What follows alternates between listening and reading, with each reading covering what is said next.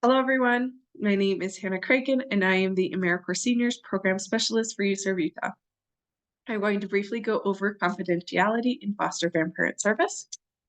So the law that supports this need for confidentiality is called Family Educational Rights and Privacy Act, or FERPA, and it protects students' personally identifiable information, or PII, which is any information that on its own, or when in combination with other information, can make any reasonable person able to figure out which student you're talking about.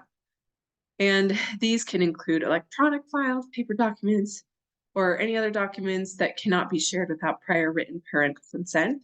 And this can be also in your conversations and not just sharing those written information. So personally identifiable information in depth can include their name, family members' names, or the address of the student's personal identifiers, including date of birth, phone number, picture, or a list of personal characteristics or conditions that they have, making it possible to figure out who they are, like disability or appearance, and any other information or combination of information that makes a student's identity easily traceable. So an example would be maybe you have a pirate called Blackbeard in your class, and while you're not saying his name, you would be saying things like, oh, well, he has an eye patch and a hook, and I'm not going to say his name, but we all know who you're talking about. And so that combination of information, those lists of characteristics, made it so that we knew exactly the person that you're talking about. And so that would be breaching confidentiality. So student information should only be shared in these three conditions, and this applies to all verbal or written correspondence. So it needs to be for an educational purpose, not just because you want to share that information. It needs to be part of your volunteer duties, and so matter within your foster grandparent responsibilities, and then only with authorized individuals.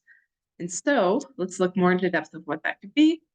In general, that's avoiding, again, that PII, the confidential info, including like their disability or race or their name, subjective information that may or may not be true, whether that's your opinion or things that you've heard about them that you, for some reason, want to share, or with people that are unnecessary. So that could include people outside of that school relationship, outside of like the principal, the teacher, anyone working with the student, or individuals with no legitimate educational interests, like your neighbor, your child that you talk to on the phone, another volunteer, or other students.